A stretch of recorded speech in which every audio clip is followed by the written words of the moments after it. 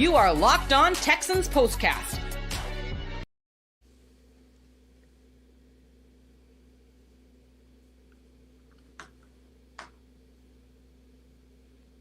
All right, it is the Locked On Texans Postcast. We're firing on different cylinders tonight. There's more faces than there usually are here, but if you are a listener to the radio in Houston, you've heard all three of us on one station or another at some point. I am Michael Connor. He is Wade Smith. That is Joe George, who you can hear on the radio in Houston and also on the Locked On Sports Chicago page joining us tonight. We are also live on the Locked On Texans page. This is the Locked On Texans Postcast, and guys, we are coming to you tonight at the end of the Texans season.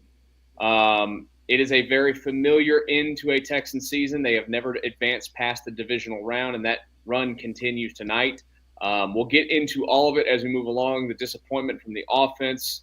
The defense did a lot of things tonight to help you have a chance to win the football game, and then, of course, the issues that popped up at times on special teams. We're going to get through all of it here on the Locked On Texans Postcast. Tonight's episode is brought to you by PrizePicks. Go to prizepicks.com/LockedOnNFL and use code all lowercase LockedOnNFL to win $50 instantly when you play $5. So, fellas, I found myself today very optimistic that the Texans were going to play a very good football game. I don't know. Wade, you and I talked last week, and I was not optimistic going. I told you that. I was not optimistic going in. Joe, I don't know how you were last week going into that football game. And I think they changed my mind last week with the way that they played defense. And I really had this feeling in my gut today that they were about to go into Kansas City, and somebody at some point has to put an end to the run of AFC Championship game appearances for the Kansas City Chiefs. And I really thought that this might be the time. It just wasn't. I thought a lot of the same issues that the team has had all season long offensively popped up today. Wade, we'll start with you. What do you think the biggest issue was with the Texans today, and why we are here talking about a season ender? That's a good question, man. I think it has probably the glaring issue was just critical situations, situational football. The Texans giving up, start off the game, you give up a field goal because you give up a long kickoff return, then you get a personal foul because a guy, I don't even know the guy, number 17, throws his helmet off. Then he proceeds to run to the sideline and push the coach. Like, I know that's a thing these days. Chris Boyd. I know that's a thing these days for guys to, like, Steph Curry shoot the three and then look away and run off to the side, and Lamar Jackson throw the touchdown and look off to the side and not see the play in. And I guess that was his version of it. I caused the fumble. I know we're going to recover it. Now let me go celebrate. But it puts you in a hole. I don't understand it. You're not Lamar Jackson, and you're not Steph Curry.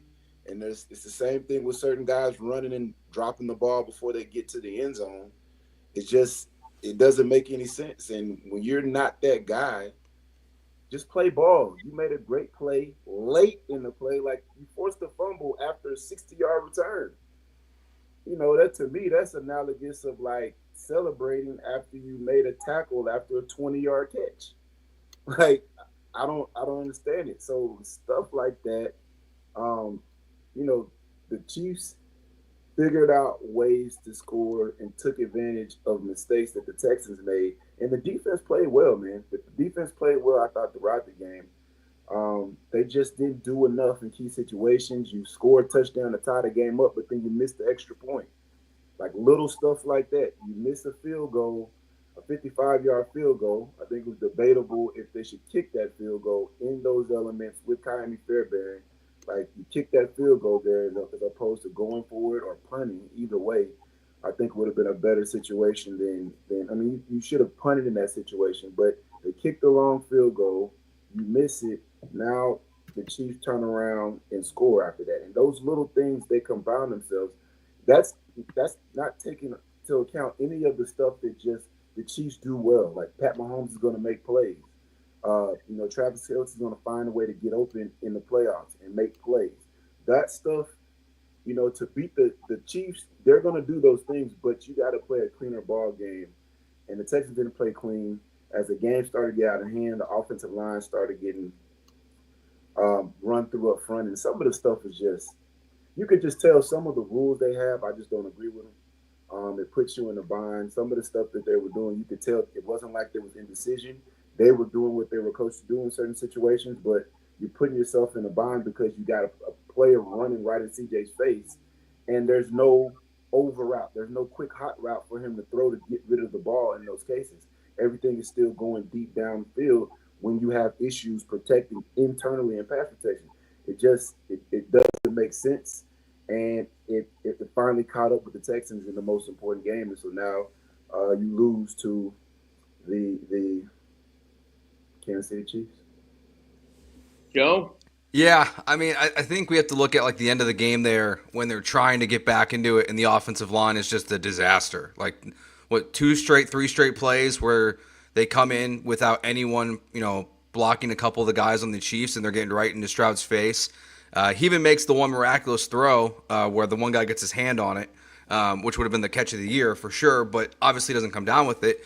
So, like, the offensive line fell apart at the worst possible moment because, like, they even ran the ball decently in this game. Joe Mixon was solid, obviously the rushing touchdown, but I just feel like the offensive line really let the team down when they need them the most. So I look there, and then I think we can't also, going for it on fourth down, being in the huddle as they're showing it on TV with 7 seconds left to go in the clock, and then you're getting to the line of scrimmage, and that same sequence is just, to not call a timeout there is crazy. To just, be snapping the ball where Nico Collins is not even looking like he's set in position to snap it because it looks like he's thinking a timeout is happening on that play. Just the offensive line and then like the ending sequence there from D'Amico not calling a timeout. I think it ultimately comes down to that, but it was just like Smitty was saying, like that's a tough day. I mean, to start the game off the way the Chiefs did on the huge kick return, the fact that it was as close as it was at halftime, like it didn't feel like it was going to be after the way the game started. Yeah, I mean, look, to that point of how it was at halftime, it's kind of like last week's game, right? I mean, it was kind of ugly. There wasn't a lot of great going on, and I thought that really, because it kind of, sure, you're never going to keep a team like the Chiefs completely out of the end zone. You're never going to keep them completely out of getting yards. Overall, you guys tell me if I'm wrong. I mean, I felt like they dominated a lot of the parts of the game. I know that, Kansas City got to C.J. Stroud. Joe, like you're mentioning, there's some offensive line struggles at times. I think we all knew that those were going to come because it's what this team has had problems with all year. But what are we at halftime? They have just the yardage. They're like 100 yards more than the Chiefs at halftime. Wade, you've been saying this for weeks when we've been doing these shows. This was the best matchup for the Texans when you talked about of the big boys that they'd have to play in the AFC because they can match up with this team. And I feel like they did a lot of things today, and they just left everything right there in front of them, whether it's scoring touchdowns or not. When they get down towards that red zone, they just can't do it. Yeah, you can't finish drives with field goal kicks. You can't get sacks that knock you out of field goal range.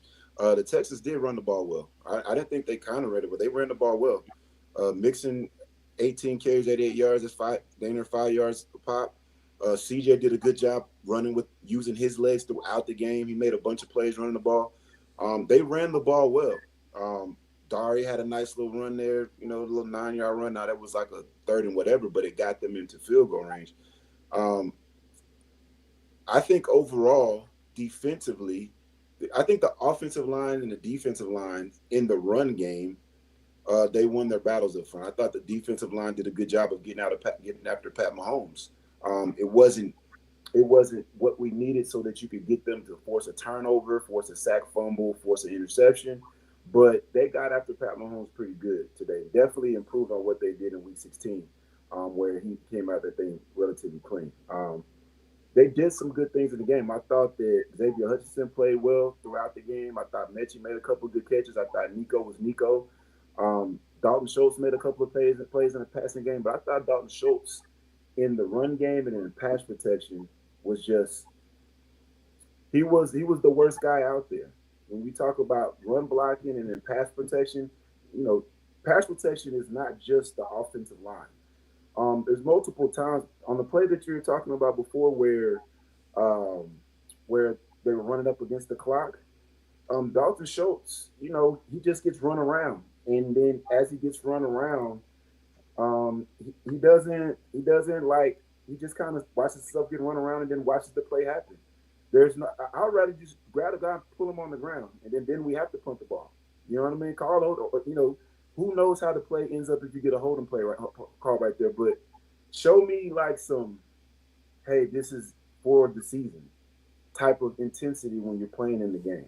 There's certain things that happen out there where you can say, like, you can tell guys are playing the game as if we lose this game, it's over. And there was too many times out there where Dalton Schultz, where I watched him, and he wasn't playing the game like that. I don't know what kind of contract he signed, but I would be surprised if he signed a 3-year deal. I think it was a 3-year deal. Yeah, 3-year deal. 27 or something. Man, I don't know. He's going to have to renegotiate. He's going to have to. There was too much stuff I saw this year where he wasn't the guy in receiving, like as a pass catcher. He wasn't the guy that thought he was going to be. And in run blocking and in pass pro, like they just need to. If he's going to still be here next year, you just got to eliminate him pass blocking, because it's a net negative. You're not going to get anything positive when you're forcing him to protect in the pass game. And there was 36. Say it again. 3 for 36. Yeah, 3 for 36 with I think he's got to be better. As an NFL player, the last thing you want to do is to someone say that you're overpaid. You want to outperform your contract. He didn't do that this year. He's going to 3 for 36 tells me he's going to be back next year. He's got to be better for the Texans to take the next step.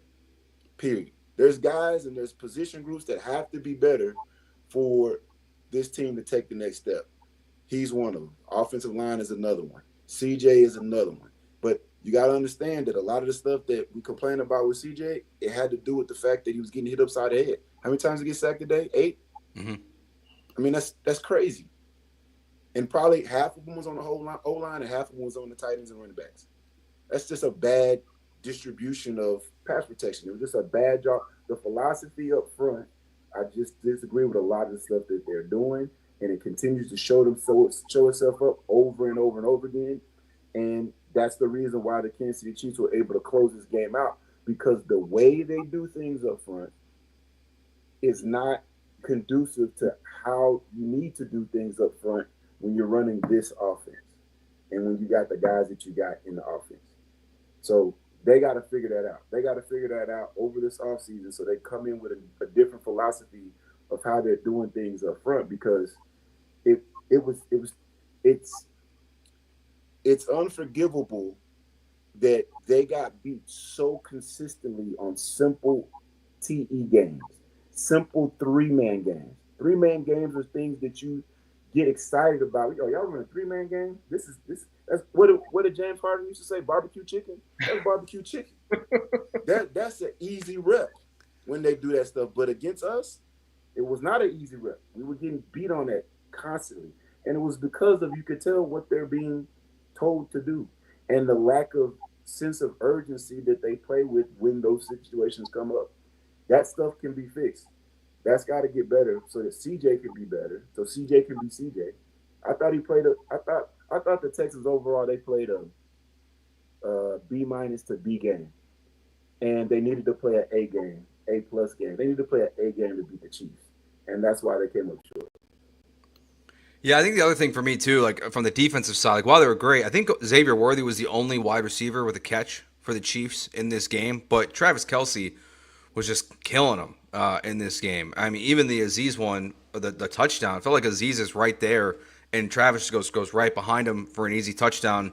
Obviously, like, it's a great play from Mahomes, like, falling and throwing it, but that's the only part, like, I think defensively for me, where it's like I look at this game, I go, that they could have done a better job with that, but they played great defensively. I mean, to have short field position like they did at the start of the game, and to hold the Chiefs to 2 field goals in the first 2 drives in the way that they did, and that bend don't break defense, like the defense did everything they possibly could to win this game, and it's strictly on the offense and special teams. And I don't think we're gonna see. I don't know how you guys feel about Bobby Sloak getting fired. I feel like it's not happening. I think it's only going to be the offensive line coach that gets the whack here coming up soon. But this game's all on the offense. They just didn't do enough, and they had opportunities to do it. They were moving the ball well at times, like you guys were saying. They outstatted the Chiefs in this game. They had more yards than the Chiefs for most of this football game, and they just didn't do enough in the moments when it mattered. And to have your kicker,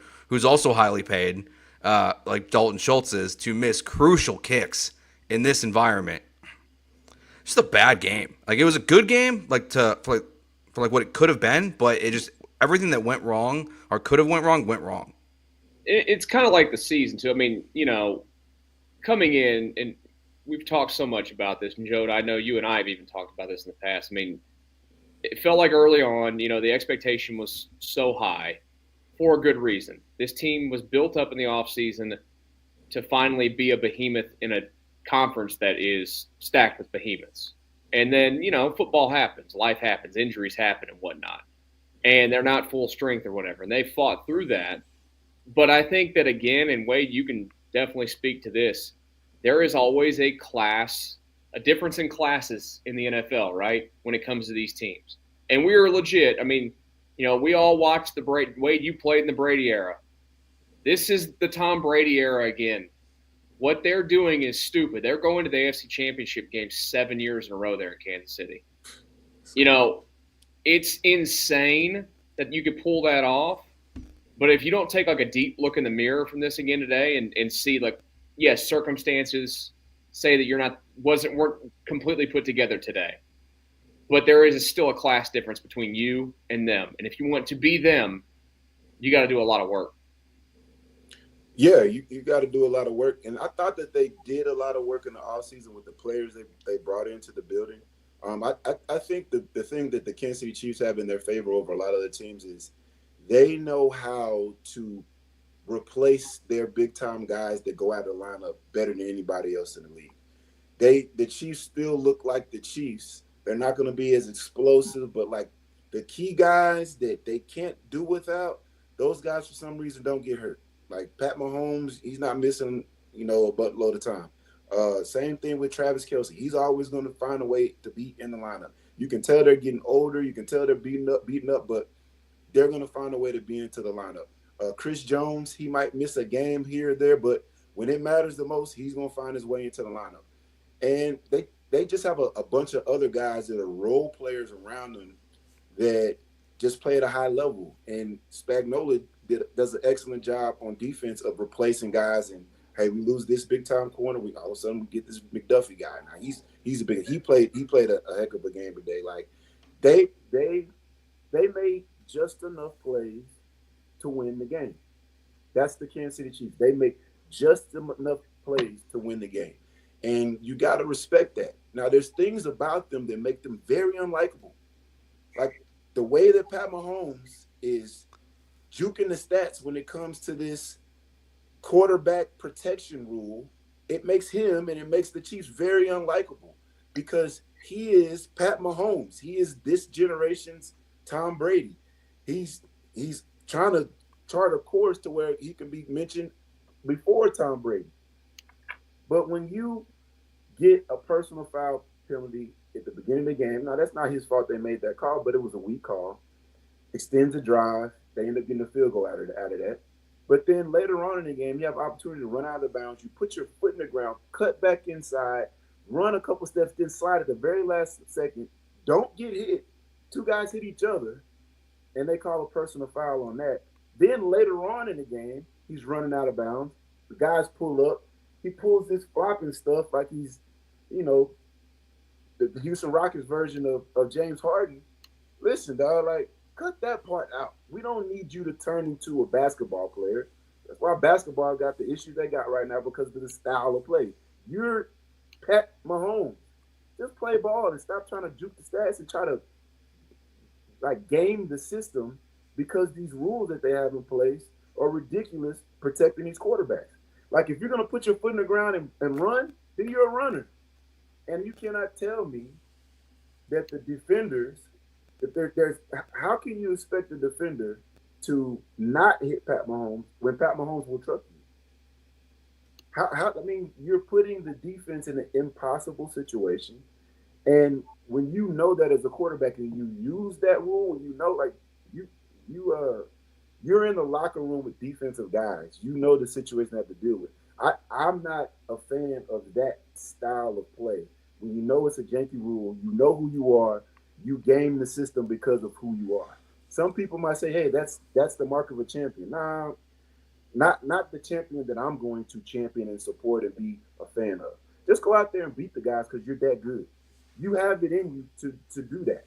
So don't start being that guy. So that was the part about the game that I didn't like at all, is that Pat Mahomes is just, what was that, man? Like, what was that? Yeah, and the chats bring up too the roughing the passer penalty on Will Anderson, which was garbage. He doesn't even touch his helmet. They took a look at it, but as the rules analyst tried to explain, I don't know if you guys heard that, but he's like, if they even tap his helmet, they can't overturn it. So it's a stupid rule, like the way they were even trying to reinvent it. But this is why Azeez Al-Shaair was right to do what he did against Trevor Lawrence, because we have seen Trevor Lawrence time and time again, guys like Patrick Mahomes. Hell, I think we have to now put C.J. Stroud in this category, dropping his shoulder the way he did against the Chiefs in this game. These quarterbacks run. So that's what you're right, Wade. Hit them. If they're gonna do this, that's why you have to just hit them if they're not gonna change the rules, because the one on Mahomes where it's toe, and I can't remember who the other guy was, but you said their helmets hit. It wasn't even on, and it's so obvious. It's one of my biggest pet peeves with the NFL is you have all these replays, all these challenges and things you can do. You have a booth, you have a team in New York watching these games. Fix it. And it's not why the Texans lost these penalties, but they're egregious. And it just adds to the loss of today, where it feels like the Texans are not only trying to beat the Chiefs, they're also trying to beat the referees. And when Troy Aikman is just blasting them on the broadcast, and every single time the rules analyst comes on to the broadcast, he's telling all of America that these refs are wrong in what they're calling. It just shows you that the rules are bad, and they're trying to protect quarterbacks in a way that they shouldn't be. And we saw that tonight. It was just that. You're right. It sucked. And the flop, this is the Mahomes turn, where I think people are going to start to get out on Mahomes. Because so far they've stayed likable, even though they keep winning. Well, hold on. I think that one's gonna be tough. You haven't been out on Mahomes yet because he's naming his kids after metal. Well, when we found that out, I was like, maybe I should be out on this guy. It's a bad decision. I mean, I don't want to take shots at kids. I'm sorry to those kids. And that's not the kids. You're taking a shot at Mahomes and his wife. Yeah, I couldn't help myself. And he's a Texas Tech guy. I love Patrick Mahomes, but no, I'm with you guys. Part of him.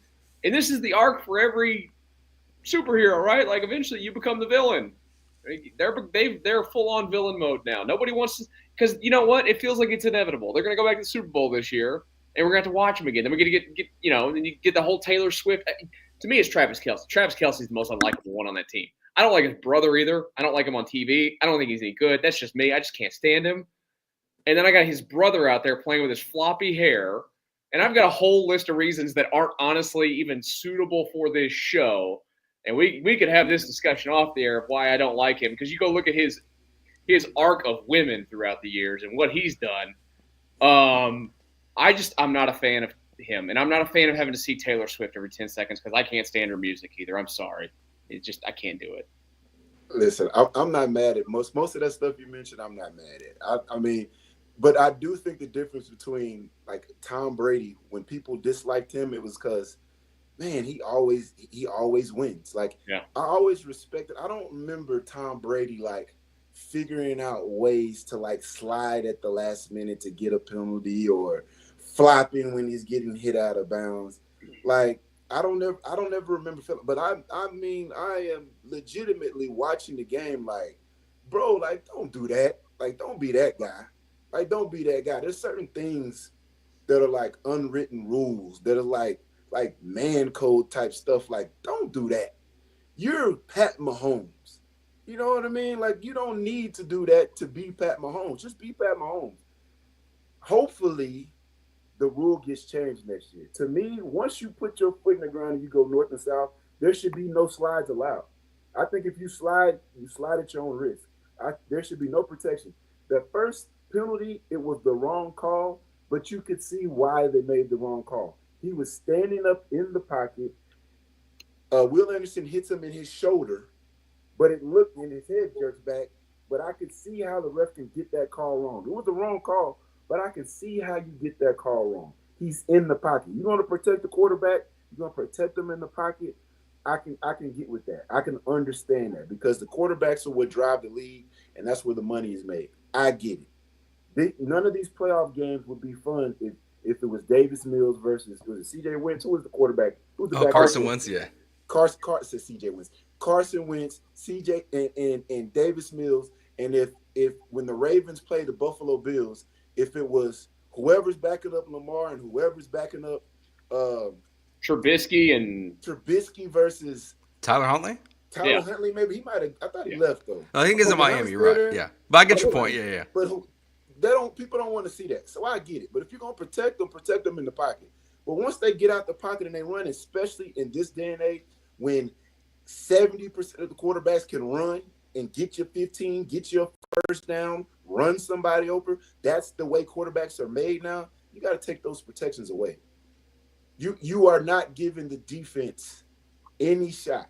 And then when stuff like that happens and it's critical situations and it extends drives, now you're changing the trajectory of a ball game. And as a referee, that's the last thing you want to do. You want to be off hands and let the players win or lose the game.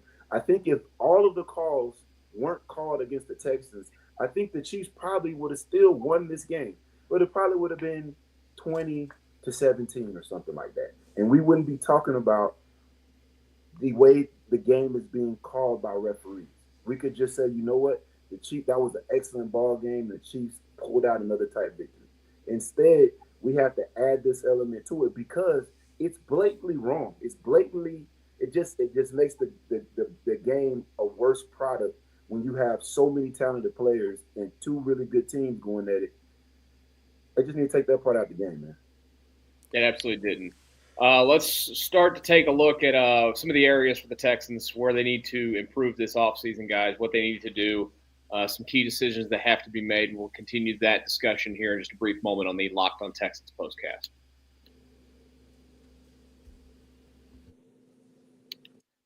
It is playoff time, and if you're like me, you want to make the most out of these final weeks of football action. That's where PrizePicks comes in. If you love football and want a chance to win real money while watching the games, PrizePicks is the place for you. It's the best way to turn your sports opinions into cash with daily fantasy player projections. With PrizePicks, you simply pick more or less on player stats like total passing yards or rushing touchdowns, and for a shot to win up to 1,000 times your money. You can make your picks in less than 60 seconds, and whether you're looking for a flex play to boost your payout or want to cash out quickly, PrizePicks has got you covered. And with over 10 million members and billions in winnings, it's clear that people are loving this platform. Here's a special offer for Locked On NFL listeners. Download the app today and use code Locked On NFL to get $50 instantly after you play your first $5 lineup. That's PrizePicks. Run your game. Again, download the app today and use code Locked On NFL to get $50 instantly after you play your first $5.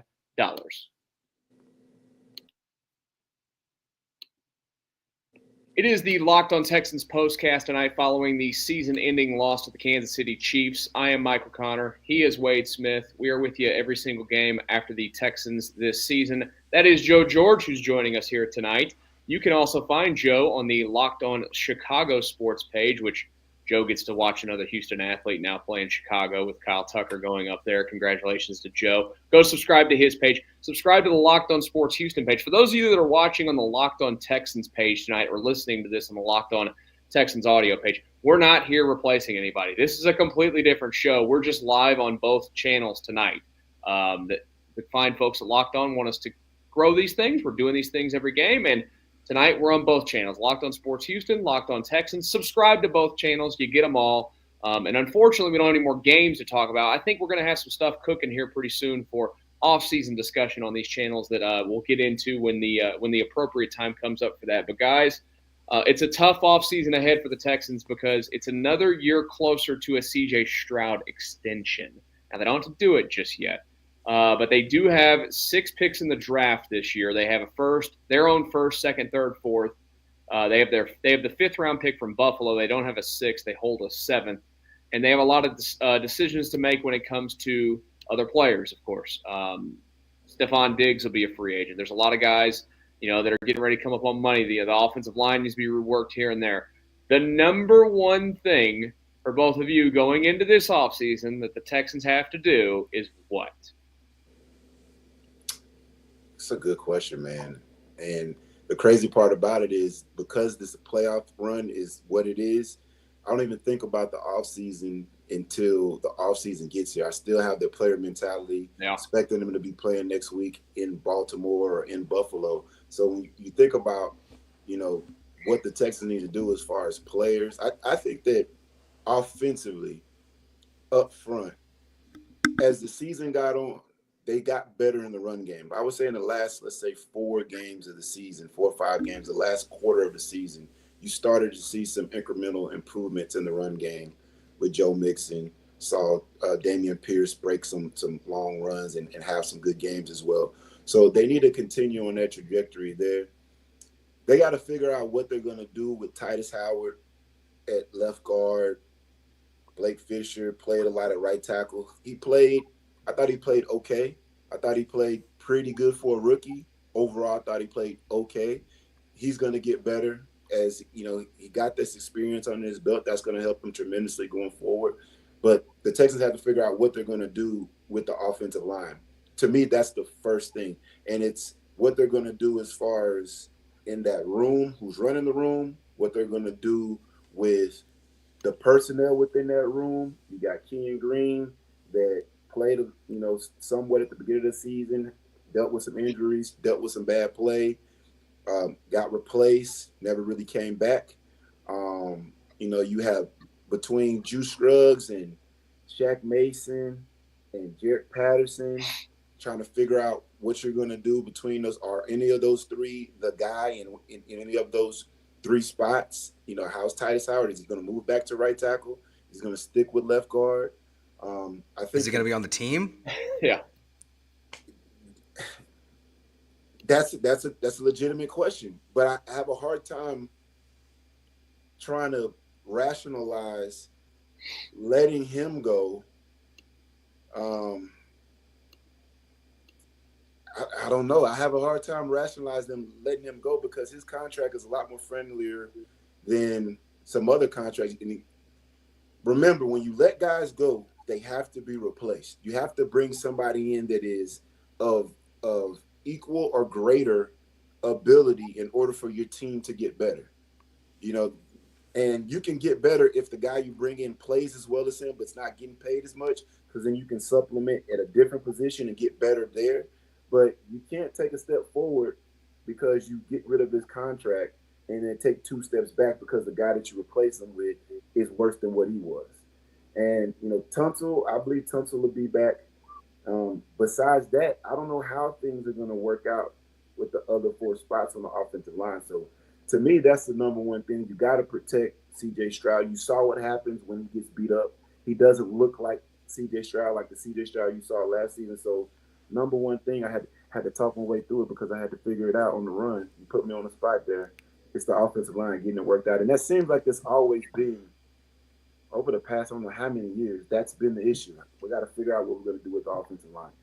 They made the investments when it comes to picks, money, all those things. The guys didn't perform as well as they didn't live up to what their investment was this season, and that's what ultimately cost the Texans. Right now, their projected cap number right now is like between $6 and $10 million, depending on where you go. So they got a lot of work to do to free up money. Joe, where would you go? Yeah, I mean, I'll just because offensive line I think is definitely the number one answer, but I think right behind it and some of this is unfortunate, and some people are probably gonna be mad at me for even talking about this honestly, but like you have a real problem at receiving and tight end, and it's because of health. And I know Tank's injury is super unfortunate, but he is going to be out for 90% of next season, if not all of next season. It's major surgery, and he missed last year, most of it. So you have to question that. Stephon Diggs is owed $16 million in dead cap space. So he's not even on the team. He's costing you $16 million. So to me, he almost have to bring Stephon Diggs back because then you can rework his contract. You owe him, I think it's $24 million over the next 3 years, or he's just dead cap $24 million over the next 3 years. So you have that problem. You talked about Dalton Schultz earlier, Wade. I think you're spot on. But think about how much worse this offense was for the second year in a row as soon as Brevin Jordan got hurt. They re-signed him immediately. He's under contract for next year. So you have Brevin Jordan, you have Tank Dell, you have Stephon Diggs. Now Cade Stover's hurt. Who knows what that kid's going to become. He still only played tight end for 20 games his career after transitioning from D-line to tight end at Ohio State. But I think that's the other one where, like, you invested in the skill position group a lot this offseason, and it kind of blew up in your face, unfortunately, because of injuries, and really that's it. And then obviously, like, Mechie, like, what he has gone through, it hasn't worked out to his best of ability, which still is unfortunate. Like, I still think there's a good player in there, but I'm just not sure the Texans are going to find it. So with offensive line, I think we got to look at wide receiver / tight end as a huge question mark for this team, because I don't know if they're going to bring Diggs back off an ACL, and I don't think you can bank on Tank Dell being a contributor to the Texans next year. So you're in a tough spot. We saw it these last couple games when it was just Nico, because at least last year Dalton Schultz didn't look old and slow like he did this year. They were fine last year when Tank got hurt. Like, the offense wasn't as good, but it still was okay. But this year it was brutal. So offensive line and definitely wide receiver have to be the priority this offseason. I'd agree there that it is still a massive priority. I'm terrified of how they're going to be able to figure that thing out. I mean, there's options that are going to be out there. Some older guys, obviously the T. Higgins thing is going to loom large out there for a lot of teams. We've heard that name with the Texans forever. And, I think one other thing that we have to look at too is, I mentioned it earlier, you have to start making some decisions on some other players. At some point here very soon, you have a cornerback that I think we could all agree played like the best cornerback in football this year, who's going to want to be paid as if he's the best cornerback in football here pretty soon. He's going to go into year 4. I think he makes him eligible for an extension. He's eligible right now. You need to get that done. So, I mean, they've got Nick Caserio has a ton of work to do there. And unfortunately, Wade, like you mentioned, like, you got to replace guys. You're going to have to also get rid of some guys that you might not want to get rid of because of money situations. This is the unfortunate part of the cap and whatnot. And, you got to do all this thinking, like I mentioned earlier, with the thought of the future of CJ Stroud as well, because that money is going to change your cap quite a bit when that situation comes up. And then you got to keep, I mean, we all know that. You got to nail some draft picks, right? Like, you don't nail some draft picks. But I think just to be different from you guys here, I will stick with a skill player. Joe Mixon was an awesome addition this year. I have a lot of faith that Joe Mixon's going to come back and be a good, solid player again next year. The clock is just ticking, right? At some point, you slow down. At some point, we all hear the 30 number for running backs. It seems to be kind of going away a little bit in recent years. Like, it's not as big of a deal for some guys. He might be a guy that can defy age a little bit. But, I look at Detroit, and I go look at the 1-2 punch they have there. God, I'd love to have a 1-2 punch like that here. I'm not saying, it'd be nice to have a speed option to Joe Mixon, who's your bruiser back there in the backfield. I tell you what, the thing that the Detroit Lions do, though, is they run the ball the right way. The way they play up front, it makes it to where there's a lot of running backs that you could put in that offense, and they'd have a tremendous amount of success. I think Joe Mixon, a lot of times this season, was doing things on his own. And there was spot periods throughout the season where the line was doing it for him, but there was a lot of times when he was doing it himself. Towards the end of the season, I thought that the line played a lot better when he talks about the run game, and he was able to run off of what they gave him. They have to continue to build on that. But I think that I would not want to invest a lot of capital or resources into a backup running back for Joe Mixon. To me, in this run scheme, I just throw out the names of like Derek Ward and Justin Forsett and Ben Tate.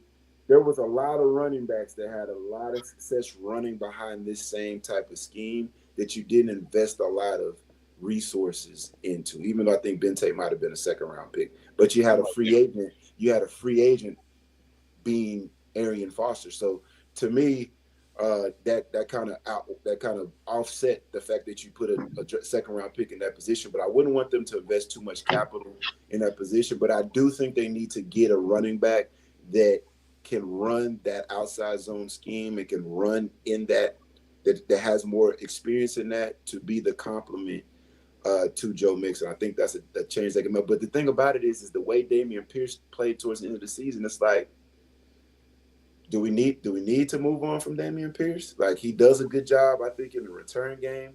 I know he's well liked in the locker room. He's one of those glue guys. You don't want to get rid of glue guys if you don't have to.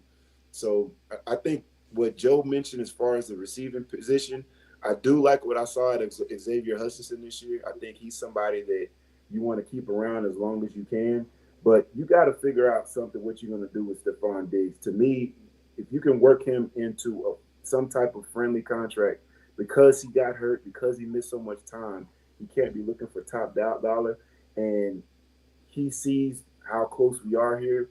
Maybe this is the place that he wants to stay. But if you get, I think an ACL is not as big of an issue as you've seen in years past into 2025. I think he can come back from that and be a damn good possession receiver for you, move the chains on third down. Kind of the thing that you thought that Dalton Schultz was going to be this year.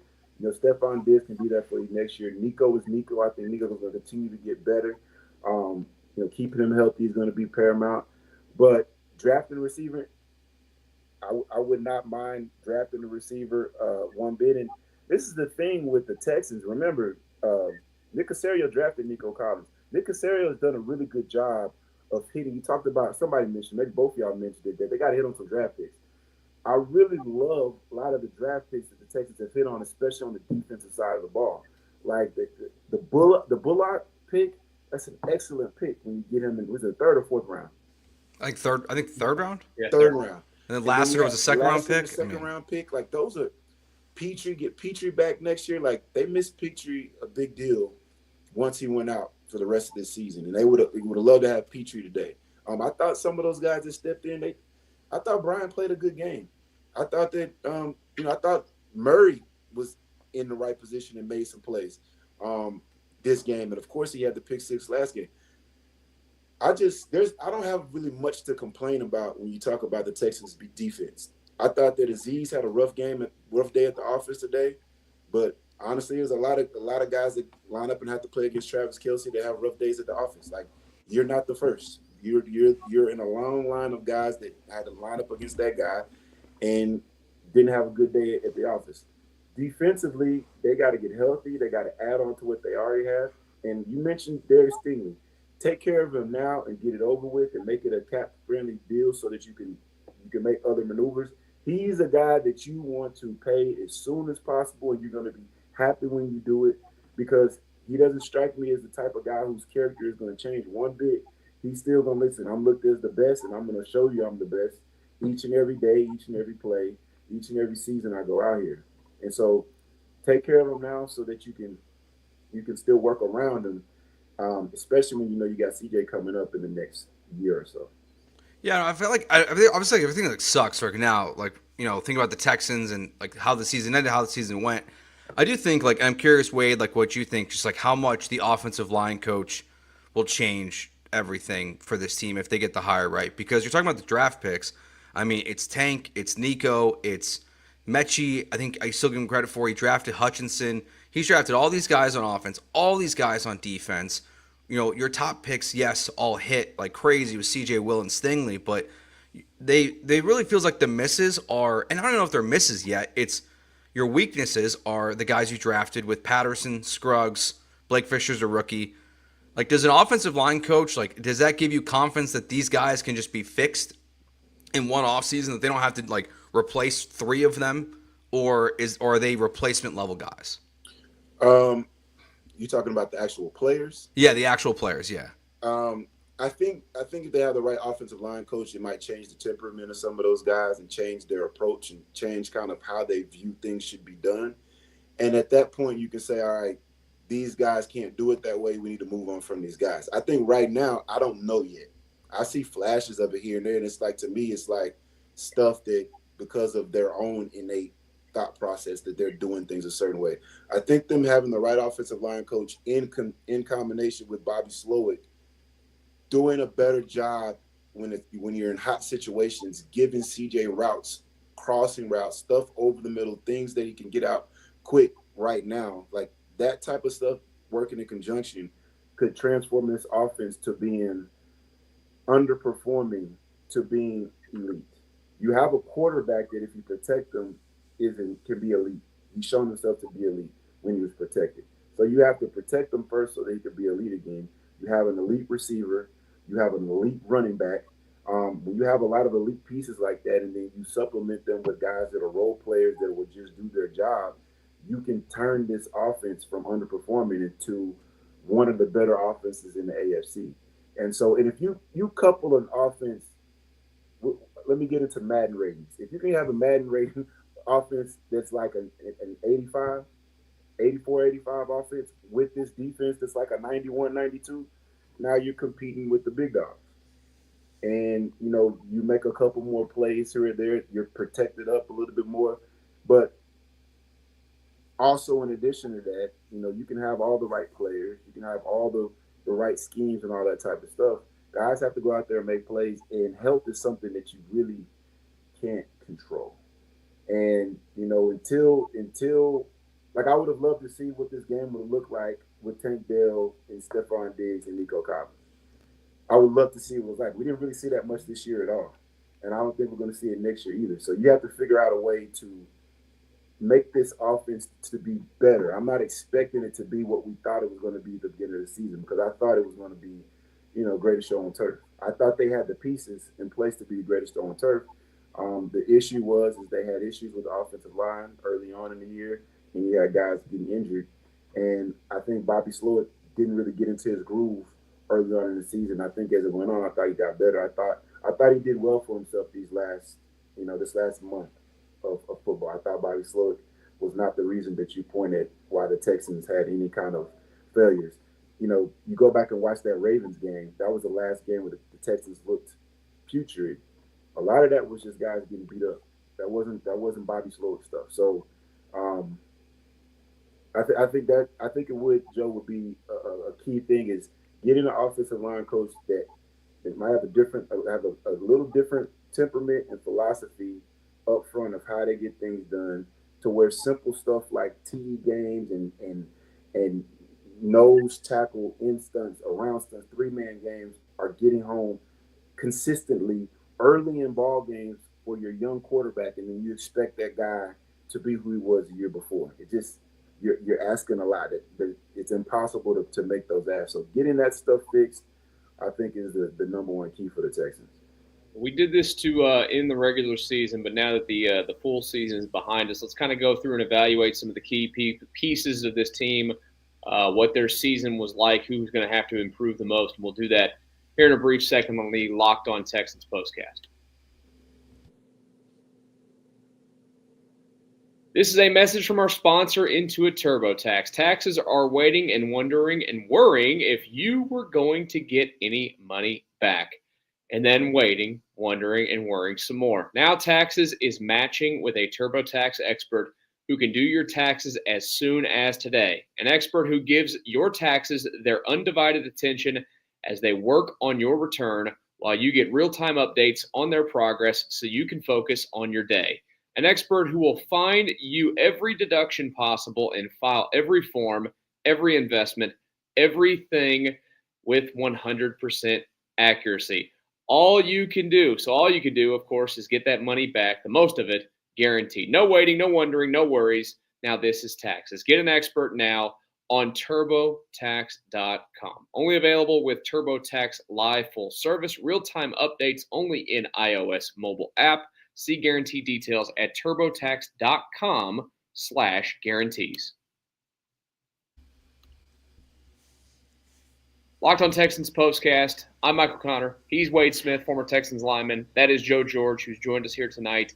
We appreciate you, Joe, taking some time out of your very busy life of watching. Oh, wait, the Bears didn't go to the playoffs. No, and I got a babysitter for the little guy tonight, so we're good. So because you're being mean to me, I'm going to be mean back to you guys. Want to hear a sad stat? Yeah. Let's hear it. The Texans are the first team in playoff history to outgain their opponent by 100 yards and not turn the ball over and lose a postseason game. 49-1 now, the 50 teams that have done that in playoff history. The Texans are the first one. Oh, no. Special teams is a key part of every ball game, and that's what cost the Texans the game. We've been talking about a lot of things besides that.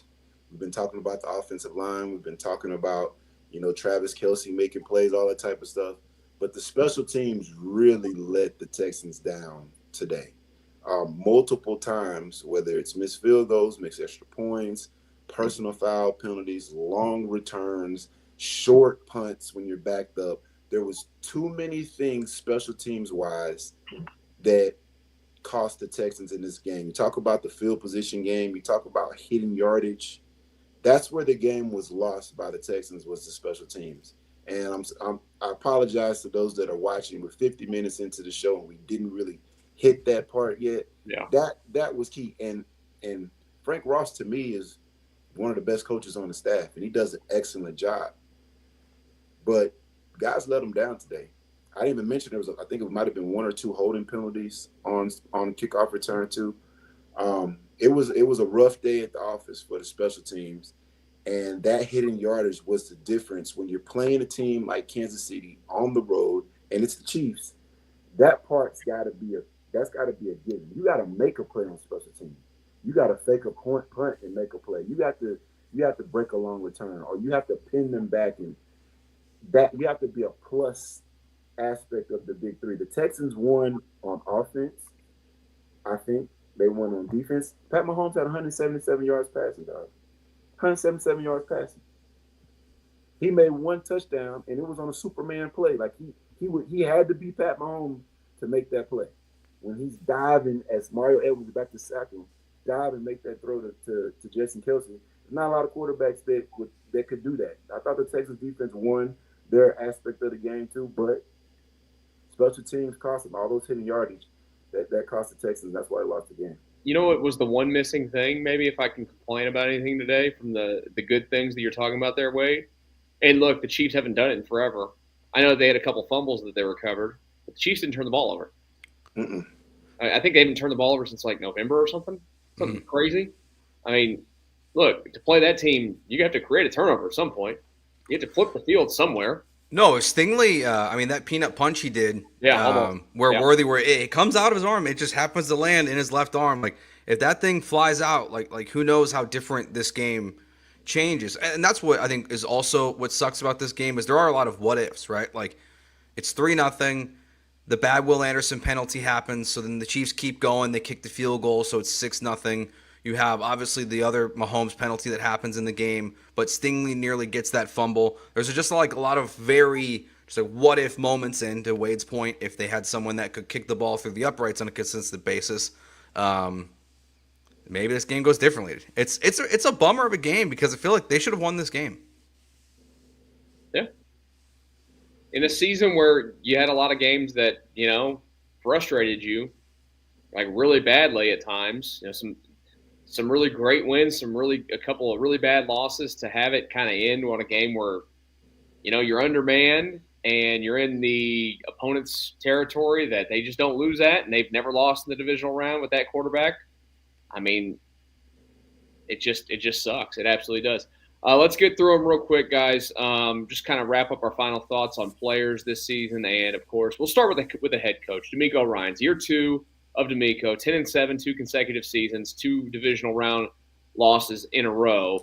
Look, he's setting himself up to be the winningest coach in Texans history very quickly, of course. I don't have a lot of gripes because I know that players are always going to play hard for him. I think if there's one thing you look at this season, I think that people say, Wade, I'm curious to hear from you as a former player here, maybe undisciplined at times in certain areas, crucial mistakes in certain areas. But, I thought a solid season for him, maybe not as great as his first season because, it's the first season is the honeymoon phase and all that. But I would go solid once again. I even saw it in our comments, our live comments earlier. Somebody's like, DeMeco's head should be on the block already for next season. No. Stop that noise. You're not getting rid of one of these best coaches. I mean, one of the best coaches this franchise has ever had already. Like, that would just be downright silly. What would you guys give DeMeco this year? I say this about DeMeco. I think when you mentioned like the undisciplined play and the penalties and things of that nature, I think DeMeco was always a player that played on the edge, plays very physical, plays. He'd rather you be that way. And I would much rather call the dogs off than have it to force you or push you into being aggressive and being physical. When you talk about knocking off big dogs, like you can't be, hey, we're just gonna be sound. You got to go hit somebody in the mouth and go finish and take the ball away. I thought that the Texans played the game the right way this season. It's on the defensive side of the ball. I felt like they played the game the right way. Things are not going to always work out for you as far as the results, but they played the game the right way. And if you continue to play the game that way, more results will come in your favor as time goes on. I think the defense embodied the way that DeMeco Ryans is as a coach, how he was as a player. So if it ain't broke, don't fix that. Let's just keep some guys healthy. Let's keep adding to what you got. Bring the guys back and pay the guys that you need to pay. But I just really, as far as the defensive side of the ball, I would give him probably a B+, A- overall for the season. There's a couple of games in there where he was like, man, what the hell was that? Minnesota. But even the Minnesota game, I think the quarterback had like 100-something yards passing and 4 touchdowns. But it was always because the offense or the special teams, somebody set the defense in a bad situation, so they gave up scores. I just thought overall the defense played at a really high level. I think special teams wise, for the most part this year, I thought Frank Ross did an excellent job, and just kind of fell short today. I think overall, offensively, I thought that Bobby Slowick struggled to put the pieces together early on in the season. Then things started to get hurt, then he had to try to adapt. They never really got their footing throughout this year, and so everybody just felt underwhelmed as it goes. So I would probably get the offense a C-. I get a defense an A. I get the special teams probably a B, and work that all together. I'm gonna give DeMeco Ryans, because that's his team. I'm gonna give him a B. He had a B job. What did the offense do? What did the defense do? What did special teams do? Because the head coach is responsible for all of these position groups, all these areas, these sides of the ball. So I would give DeMeco Ryans a B as far as his performance as a head coach this year. And I think he can make some decisions as far as the roles that guys are in, as far as on the coaching staff, because that's his responsibility, that can help bump those grades up. And then I think if he was able to get his guys to adapt better when losing players on the offensive side of the ball, I think that grade wouldn't have dropped as much. I think the offense could have just been a better group, but I think they struggled with adapting after losing players, and that's not an easy thing to do. It's not an easy thing. I go back to 2011. Our offense was pretty damn formidable. When you lose Matt Schaub, TJ Yett comes in there and he does a great job for a rookie. But you just look at those games and how we were winning those games. We wasn't blowing people out when TJ came in there. It was 19-13. It was close ball games. Our defense set us up. We ran the ball, and so it's difficult to lose critical pieces like that.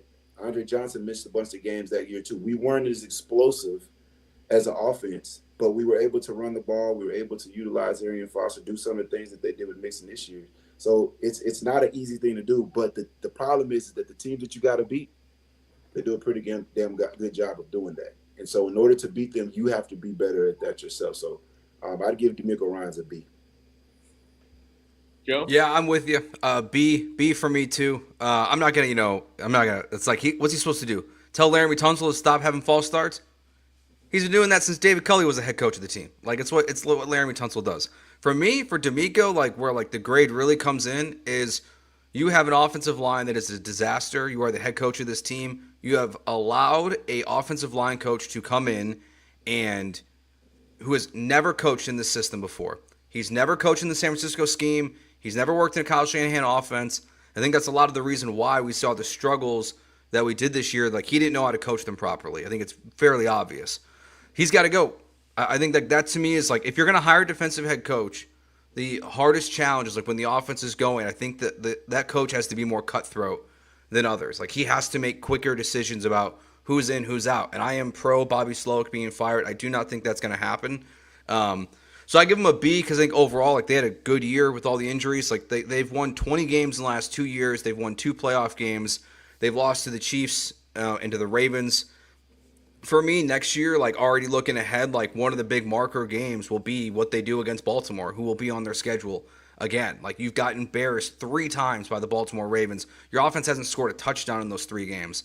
So like you want to like prove to Texans fans that like you actually are heading the right direction. I think that Baltimore game will definitely be a big one next year. But yeah, I give him a B. Like they did a fine job this year. This season's underwhelming. But I think part of that's on us. Like it's on the media. It's on, even like Nico Collins is really the only player that like mentioned the word Super Bowl, but there's a couple others that alluded to it. The expectations were way out of control for where this team was, so I give him a B.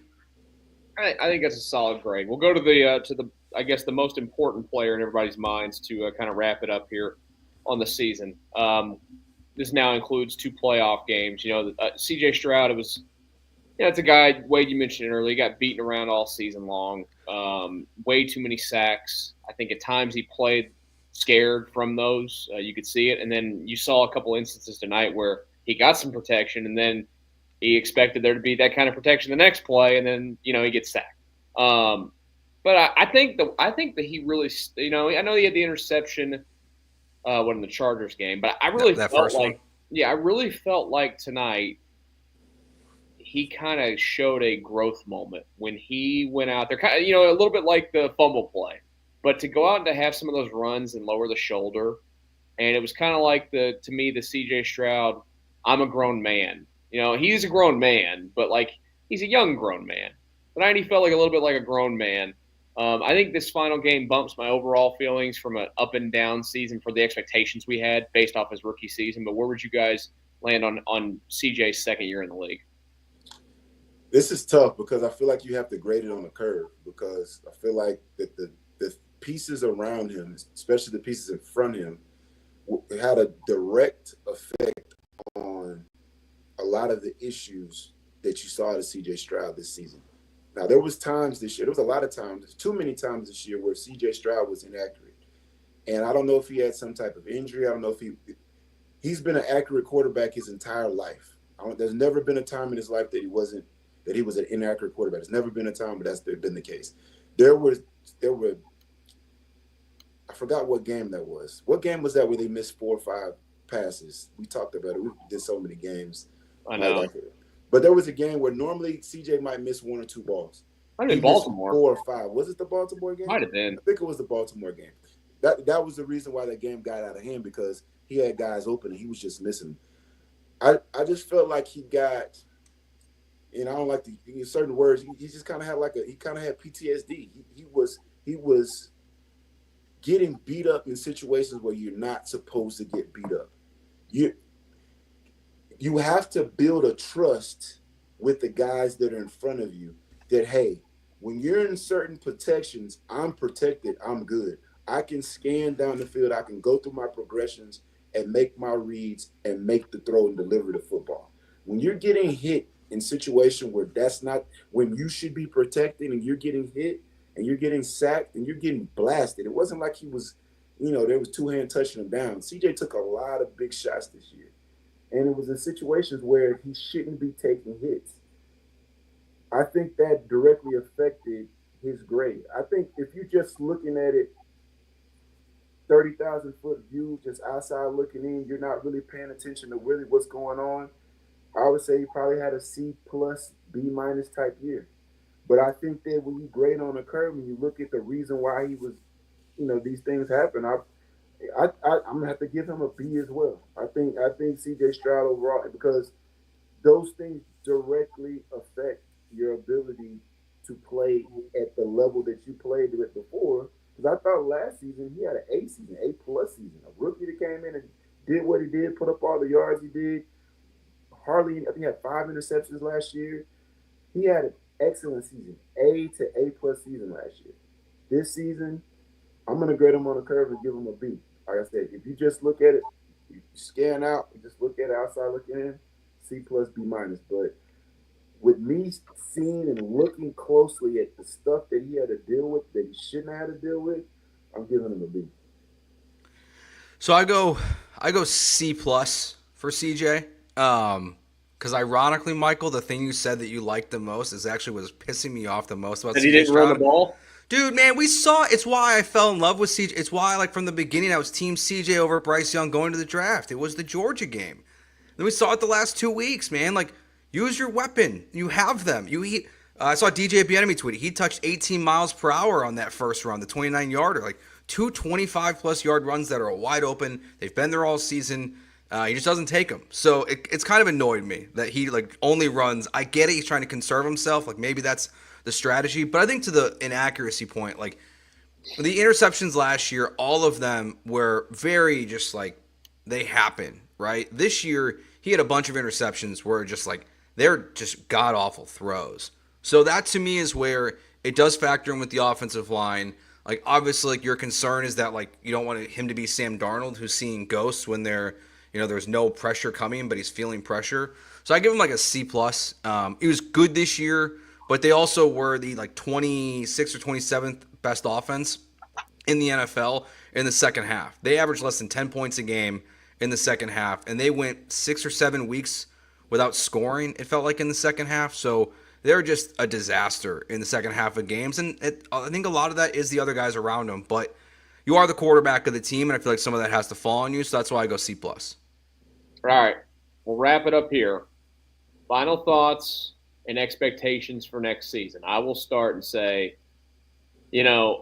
frustrating at times, enjoyable at times. I think Joe mentioned a great point. We all hyped up the season to be Super Bowl or bust. Not saying that you shouldn't have that expectation as fans. You should always want to win championships. We're thirsty for them. Wade, I know I told you last week, I just wanted a taste of the AFC, what it's like to be in the AFC Championship game. I didn't even care about winning it yet. I think they overcame a lot, which I think was great. I had a lot of fun at times, and then, like I mentioned, I had some times where I just did not have as much fun. Going in, the expectation now, I think every year moving forward, as long as C.J. Stroud is your quarterback, is that you're going to be the AFC South champion. That's not going to change next season. I don't think the division's going to change all that much, especially if the Colts are going to run out Anthony Richardson at quarterback again. Good luck with that. I don't know if it matters necessarily who Jacksonville hires because they're Jacksonville and they always seem to find a way to just be bad. And then Tennessee, it seems like everybody's excited they've hired a GM. He's not fixing that thing in one offseason. I think they'll roll through the AFC South again next year, and it's going to be hey, are you healthy at the right time? Did you do all the things you needed to do in the offseason to put yourself in a position to beat the Baltimores or the Kansas Cities? And then from there, it's anything goes. Yeah, man, my expectations are this. One thing that I after Joe George's argument that he made there, he made some really good points. I'm gonna bump D'Amico Ryan's grade up to a B+, and I'm gonna drop CJ's down to a B-. And the reason why is this. Throughout this season, everyone knew that the offensive line and the way they were doing things was costing and causing so much issues with this team. There wasn't a peep out of any receiver, any quarterback, anybody within that building that pointed the finger at anybody else throughout the thing. You didn't get there was no dissension in the ranks. Even when they were getting embarrassed on the TV on Christmas with the Baltimore Ravens, guys still stuck together. There's something to be said for that, especially in 2025 in this day and age. There's a culture over there where those guys look out for one another, not going to throw each other on the bus. I think that has to do with the head coach and the way that he does things. People get mad at him when he comes up to the podium and he doesn't call out certain guys in the media. I've never been a fan of the coach that calls out guys in the media because I know the coaches that protect you in the media is going to dog cuss your ass in the meeting room in front of everybody, and that's the part that matters. People complained about that with Gary Kubiak. Oh, it's on me, guys, and we got to get better and all that type of stuff, and he wouldn't throw anybody under the bus. But in that team meeting room, everyone knew. He let it be known. There was no exceptions. Anybody could get it. And I'm sure D'Amico Ryan's the same way. But guys can respect the fact that out there, this guy's going to protect me. In here, he's going to tell me and hold me accountable. But out there, he's going to protect me. I think the fact that there was no dissension in the rank, I think that should be commended because there's a culture there of, hey, it's us against them and we're in this together. And that's important if you want to be a champion, if you want to beat the Kansas City Chiefs of the world. I don't really see stuff like that coming out of there either. And so I think that's important. So the expectation is, hey, you need to build around what you got, supplement from what you got. And we talked about it. We went through with the different positions that we have to improve as a team. But I expect them to go in there and compete and be in the second round of the playoffs and get over the hump this time. That's the expectation. And once you get over the hump, now you can start talking about AFC championships and Super Bowls. But hey, there is no expectations for it to take a step back. I expect C.J. Stroud to be better. I expect the offensive line to be better. I expect Joe Mixon to be better. And some of these guys had good years and some of these guys didn't have good years. But I expect guys to get better. If you're not trying to get better, you're getting worse. So the expectation is if you're on the field, if you're playing, you're going to get better. So I expect the Texans to – I have a lot of confidence in Nick Caserio. I have a lot of confidence in the D'Amico Ryans. I have a lot of confidence in the McNairs. So you got these people in place that have shown you over the last couple of years that they know what they're doing and they're making great decisions. So that gives my expectations to, hey, we're going to be better next year than we were this year. And to me, that's got to be the expectation. And I'm looking forward to seeing them make it happen next year.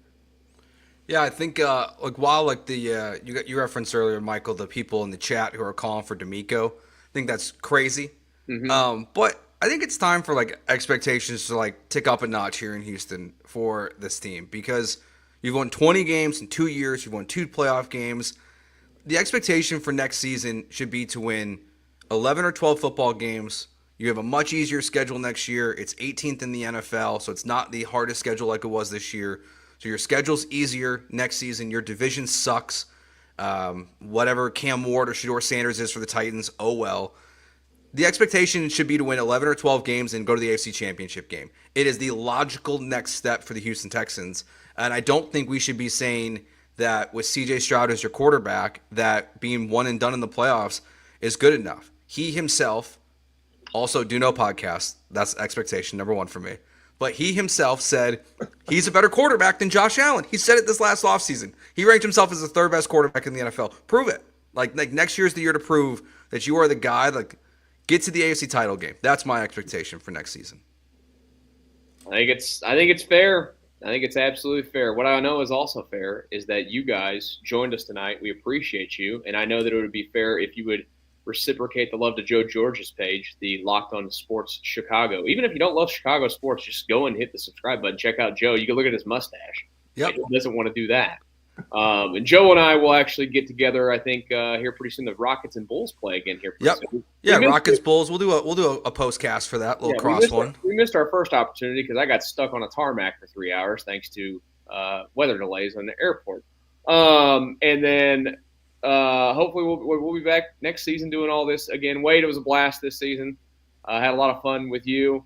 Joe, thank you for joining us tonight. Of course. Hit the subscribe button on the Locked On Sports Houston page. That page will be live again in a few hours because the Rockets are out on the West Coast. They're playing the Blazers tonight, so it is it's burning the candle late there for me tonight. But we hope you guys have a great rest of your Saturday night. Sorry that we don't get to do one of these again next weekend for another football game, but next season it's going to be better, Houston. Enjoy the rest of your night, and we'll talk to you soon on the Locked On Texans Postcast.